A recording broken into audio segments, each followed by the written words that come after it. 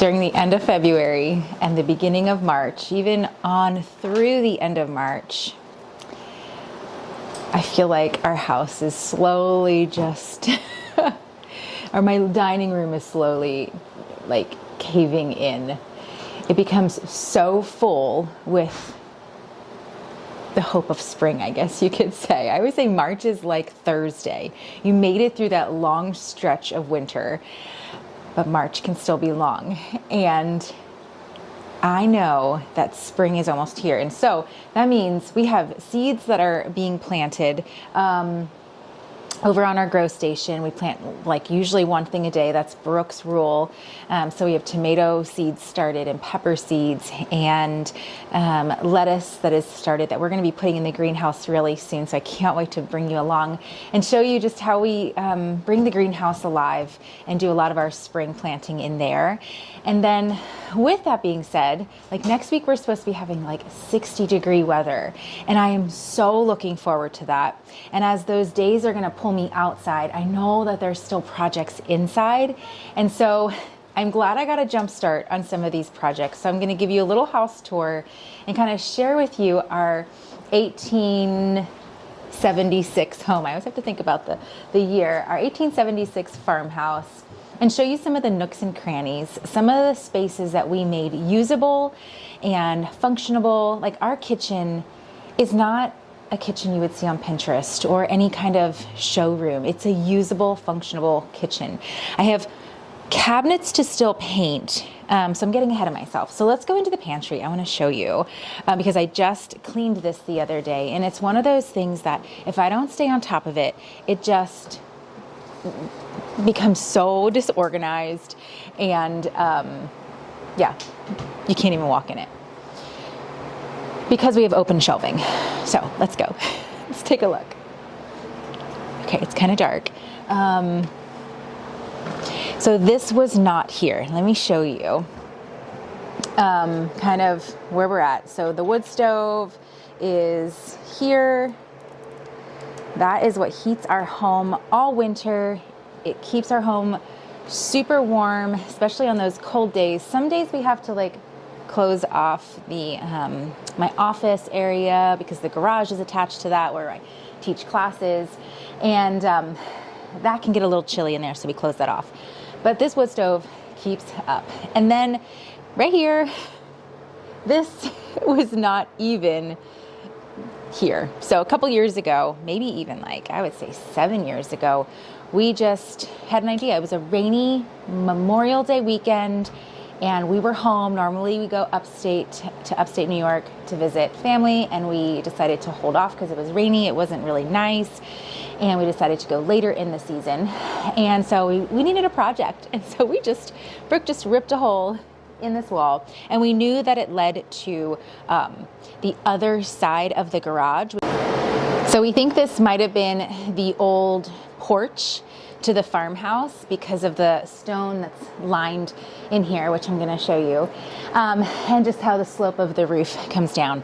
So it's just a concrete floor, nothing fancy, and it's snug in between the wood stove and our coffee station here. And so let's take a peek inside. So as you can see, all of this beautiful stonework, this matches the barn stone, and it matches the stone that's out in the garage that we uncovered as well, just a portion of that. And so this goes all the way back. There's another little closet that we made just for supplies for my oil classes and for some of our folk school classes. And it was with anything. We always say a closet should always be bigger. When you're making it, it's just the perfect size. And then when you get everything in, it's like, oh, this should have been a little bit bigger.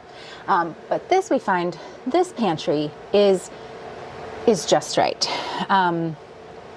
There's probably some things I would change, like the shelving. I love the open shelving, but it definitely needs to be organized often, probably like every other week, just gone through, because when the children put away dishes, it just doesn't always go back in an organized fashion. Let's just say that. So we have this lighting system up here, which is just It's very full of cobwebs. I missed that in my cleaning, which is just piping that Brooke put together. I found one on like Etsy that I wanted. It was like $500. He goes, I can build that. And then these are just the white, like the lights from those string lights that we put in. So it's not as bright as I would like, but it serves a purpose. And it's actually good because we do store our potatoes and onions in here. So if there was too much light, they'd probably love to grow. And then we have racks here that I got on Amazon with the hooks that we have all of our cast iron on. I would love to keep these, you know, on display out in the kitchen, but it's just not functionable. I don't think it would just take up a lot of space, but I love to see that in other homestead kitchens. And then I have some copper that I picked up off of Facebook Marketplace a few years ago, and Brooke gave it to me for Christmas. Oops. And it's just, the only thing is it's not tin lined. And so I'm hesitant to use it. You definitely can't store any kind of food in it. I have to cook in it and then quickly use it and put it in another pot. And then more cast iron and lids and our stainless steel. That is what we cook with. So either cast iron or stainless steel. We try to stay away from, or we do stay away from aluminum and Teflon and all those synthetically coated or harsher metals. And so we mostly cook with cast iron. We just love cast iron. And if you have a hard time cooking with cast iron, use more butter. That's always my trick. Use more butter and you'll have more success. So down here we have our storage potatoes, sweet potatoes, white potatoes, onions, and in the past we have purchased storage onions and storage potatoes from an organic farmer. We did not do that this year, so I purchased a big 50-pound bag of storage potatoes from the farmer down the road. He is little to no spray, which I'm comfortable with. He's not organic, but you know what? I was like, it's 10 minutes down the road, not even that, 5 minutes.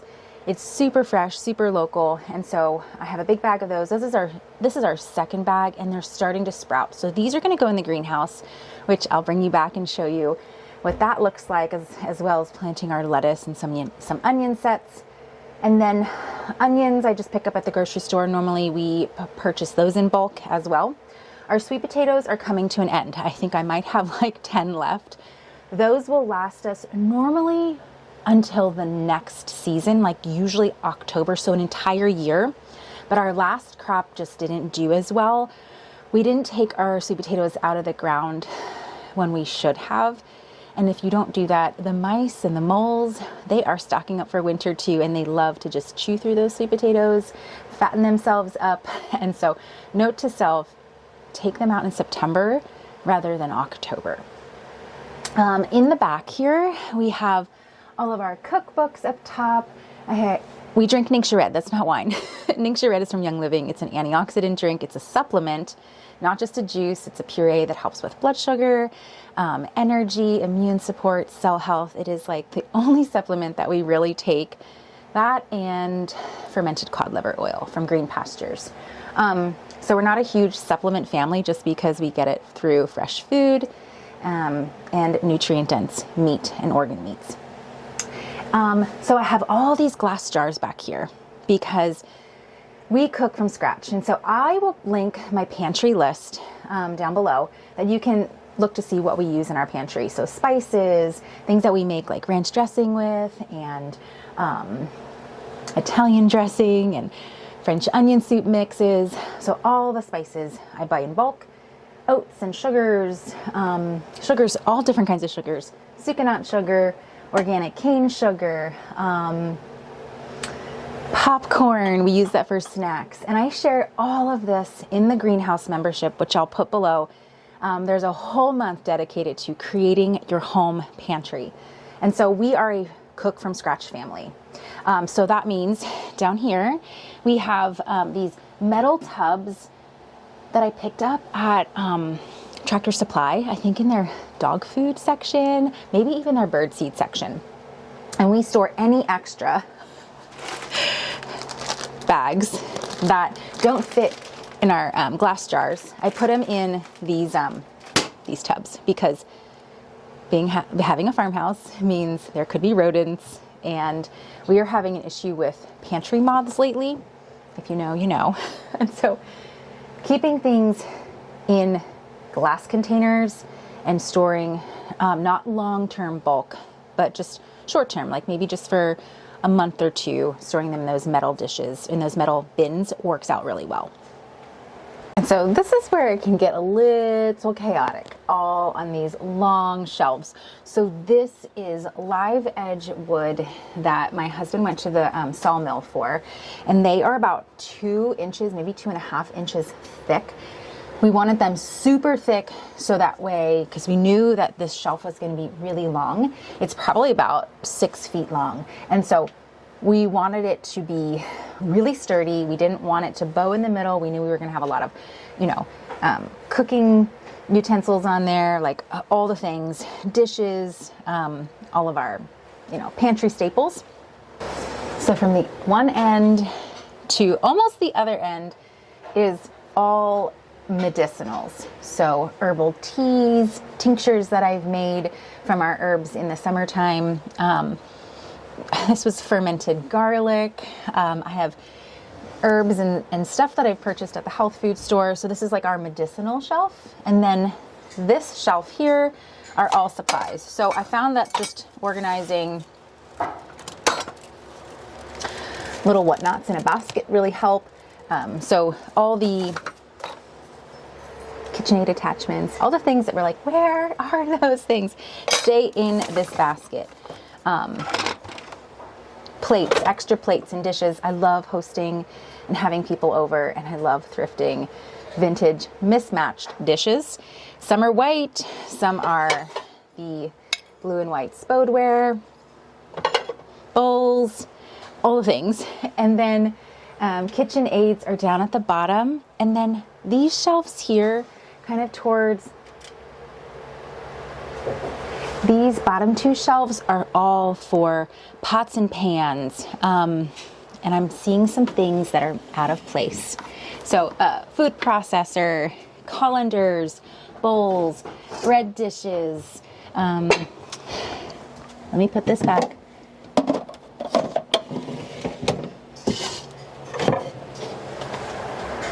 Stoneware, things that we bake with, pressure cookers, kitchen trays.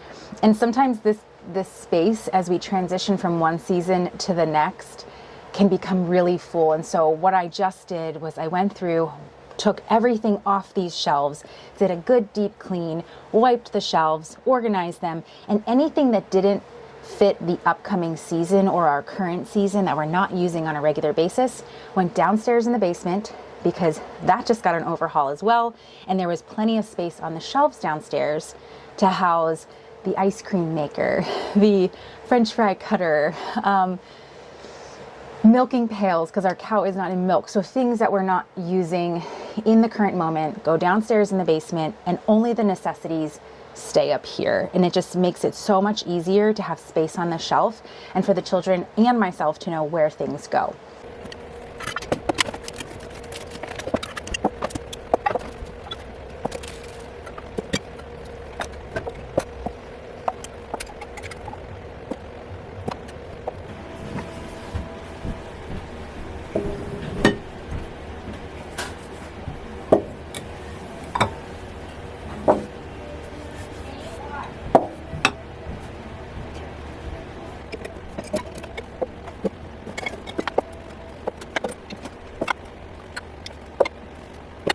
Not a Pinterest worthy pantry. It's not one that is like a beautiful butler's pantry with a little refrigerator. I was dreaming the things when we were making this, but that would involve having electric in here and better lighting, and it was just a little too cumbersome when we were doing that, and wasn't in our budget, I guess you could say. So this works perfect. I love the rusticness. It reminds me of just a pantry in a French kitchen or a European kitchen, and that is one thing I love about it. Okay, so let's go continue on our little tour. So this is our wood rack, which is also our farm clothes rack. It is a little empty right now because we're in that transition of seasons where we don't have to bring a ton of wood in. So we're just bringing up like armfuls of wood. So this will be moved out probably by the end of March. And then this whole space will be open. And I'm dreaming of putting wallpaper up here. The only hesitation is when that wood rack comes in, wood gets like stacked on that very aggressively, and I just know my wallpaper will probably just get destroyed. So I might just paint this a fresh color, and it'll be nice for spring and summer and early fall when that space is open and our kitchen is a little bit more open and usable in that space. So we just redid all these floors. We had linoleum flooring that was so old, and I kept saying, I want hardwood flooring. And that was probably an impulse because the linoleum worked just fine. It just wasn't pretty. I was just dreaming of hardwood floors that matched our dining room, living room. And so that was probably a project that put us over the edge. I had to do a lot of amending and a lot of apologizing for. We hired someone that wasn't as, to save money, that wasn't as skilled as we thought. He did the best he could. We had to jump in and help. The project took longer, as all projects do, and some of it isn't even finished yet. There's a lot of little spots that we couldn't get with the sander that I definitely need to go through with a hand sander and just smooth out those spaces. I still have on my list, if you saw me crossing out my list, refresh of the cabinets. So we took out all the cabinets. It was a 1980s kitchen, and I just wanted open shelving. So I just wanted things to be easy. I wanted open shelving. I wanted it to be light and airy in here because it is quite dark on dreary days. If you've seen some of my videos where it's dark outside or it's raining outside, it's just kind of dismal and dark because just the way the makeup and the layout of our home and the overhang of the porch. But on sunny days, it is super bright, and that's what I wanted to capture when we took out those cabinets. And we made a concrete counter, my husband did. So concrete counters, which were very reasonable. We painted the cabinets down bottom, and then we put in a copper sink. You guys, that is like the focal point of this kitchen. It is one of my favorite things of this kitchen. We did not go with the dishwasher because there was no room for it. And so we went with the copper sink. And I'm so glad I did because I'm always at that sink doing dishes, or my children are. We're always there. This is the essence of our home, the kitchen. The other thing that we got rid of was our refrigerator. We had a big refrigerator that was just an all-in-one refrigerator, spent a lot of money on it, and it died within 7 years. And we decided not to get another one, and we built a walk-in cooler. I'll link that video down below of us putting that in, why we did that, how we did it. But now we have extra space here. And so this butcher block was handmade. The wood came from Brooke's grandfather's farm, and it's cherry. And so this is sentimental. So another important part of our kitchen. It's not just a butcher block from Lowe's, which we were going to do, but then he remembered he had this stored. So the gentleman that put it together did an amazing job for us. And then underneath here, I always change these curtains up probably once a year because they start to get dirty and honestly gross. And so just from moving them all the time. And it is a really quick and easy, cheap upgrade just to change these curtains. And we have a little mini fridge under here and our trash can, and so that all stays hidden with this cafe style curtain. So one more thing to do until spring really springs is to refresh these cabinets. I have the color. I found it downstairs when I was cleaning out. I still have a can of this beautiful green. I forget the name of it, but I will post it below. I'm going to keep the same color, and I'm just going to give it a refresh because I love that dark green. And a lot of the things that we have in our kitchen match the dark green counters, so I'm not going to go with any other color because paint and me don't always mix. And that brings me to another project that I just finished.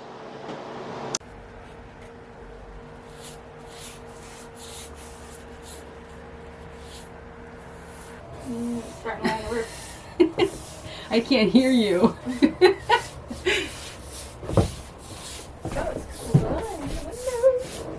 Oh, it's really good, Mom. Look at it. Oh, it is. Oh, look at it.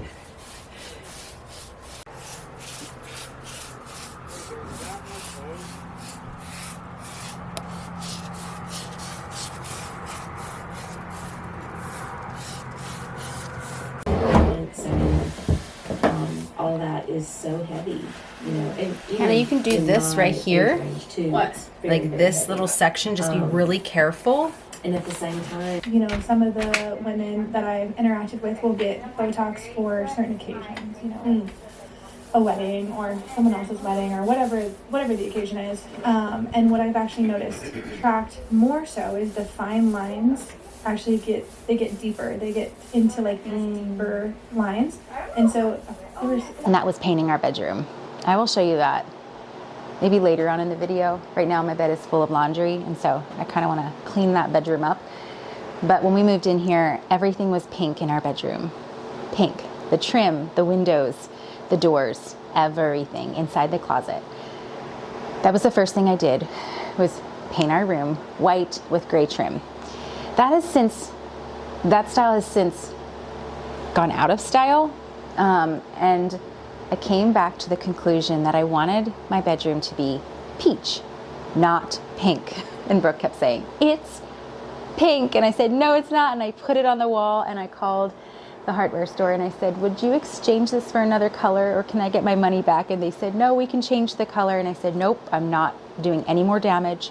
So I painted it, and it actually, I love the peach color. I can't wait to show you. I don't have all the final little details in yet. I want to do some really dark velvet curtains and maybe some wallpaper, but that includes, you know, finances. And so I'm going to save a little bit more and eventually get some really beautiful curtains and maybe some fun wallpaper to really just accentuate that peach.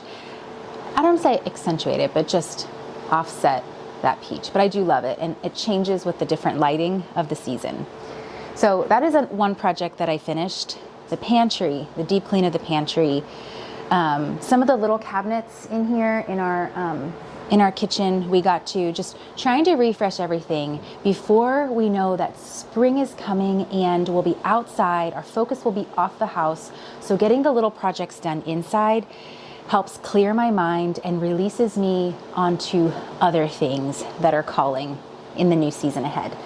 And so the one big thing that I wanted to get done was the basement. It was really bad. Like, we couldn't even walk. There was these tiny little paths because we just throw things down there.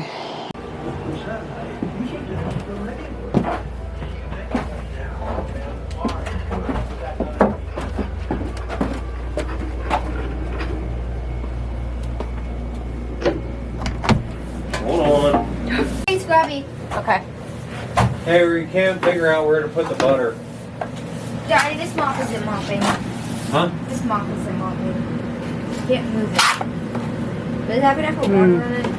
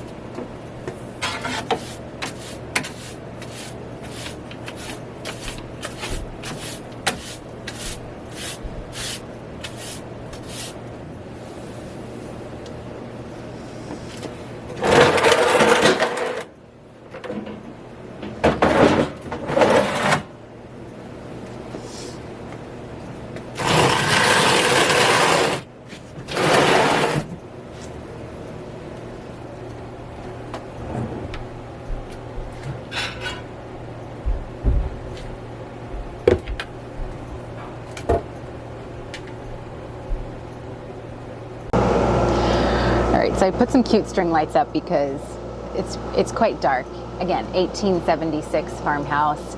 We do have a concrete floor, which is a like huge blessing. The previous owners did a concrete floor in here. Many farmhouses have dirt floors, which would make things super messy, especially because we're up and down those steps a lot because of our walk-in cooler being down here.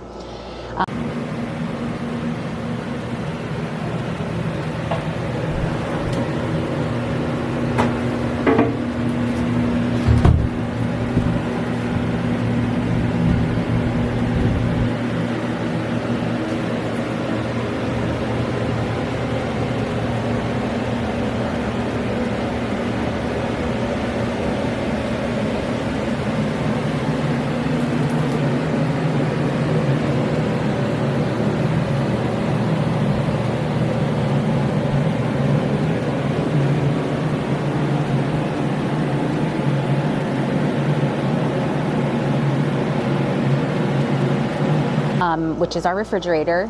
And then we have a lot of canned goods too. I say a lot, but I don't can a ton of things. I don't love canning. I'm a homesteader, but I don't love canning. I love eating fresh and in the season. And so I have grape juice, we have our honey. And did you know honey crystallizes raw honey? And that's okay. It's still usable. So we still have plenty of honey to hold us over until next harvest season. Some random things that people have gifted me that I hate opening, but I'm that person too. Like we give canned goods and everyone's like, it's too beautiful to use. You worked so hard on this. And then I do the same thing. But I will be opening these peaches. These are from a dear friend, but these are such a gift because I did not can any peaches this year. Our peach trees did not produce very well. And so I took a loss there. I wasn't going to buy them.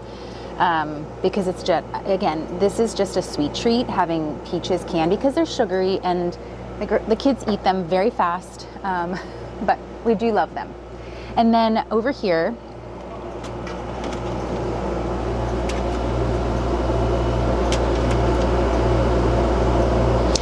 I have peppers that are like the Italian peppers.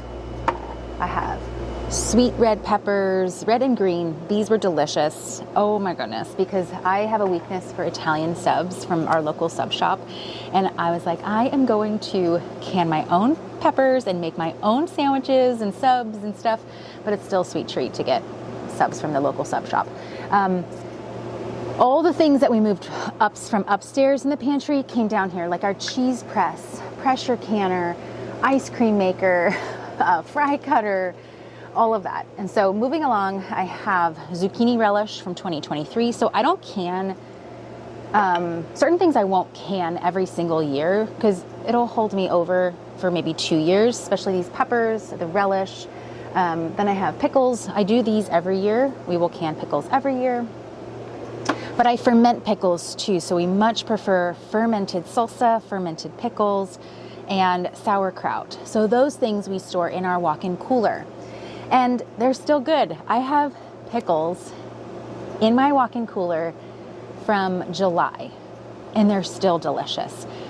When I can pickles, I do that just as that extra step, that extra backup if I run out of fermented pickles or maybe the batch didn't last as long as normal. So that's what that is. Ketchup that no one in the family really likes, so I won't be making that again. That was probably my second try with ketchup. No one likes it. We just love organic ketchup that we get at Aldi, and it's okay. I'm just gonna say it's okay. Barbecue sauce. This was fantastic. My sweet little Amish neighbor, she gave me this recipe because we were over for dinner and I fell in love with this barbecue sauce. So I canned a lot of this.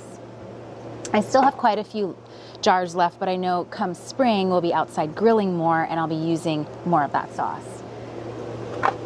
Grape jelly, right? That's from 2023 because I added too much gelatin and it's more like gummies. And then sauce. I do a tomato puree. I don't can pizza sauce, marinara sauce, chili sauce. I don't do all the things with my tomatoes. I do one thing, and that's a tomato puree. And then I can make soup. I can make sauce. I can make. I can add it to a stew or a sauce. I like simplicity. So these shelves are full of canned goods from last season and the season before. And then down here I have extra herbs and extra jars of medicinal herbs, and just homestead stuff, like egg cartons. Why I'm saving them, I'm not sure. I think Sawyer wanted to have a roadside stand and sell all her eggs, but we're using all of our eggs. And so I'm not ready to part with eggs, especially with the price they are, because we eat a lot of eggs. Okay, so let me tell you the future of this basement, because what we did when we first moved in, let me back you up here and show you what Brooke did. He reminds me, he was down in this dungeon doing this, and it was not a fun job. And so he got halfway, which was perfect, because when we put the walk-in cooler in, the stone wall was finished.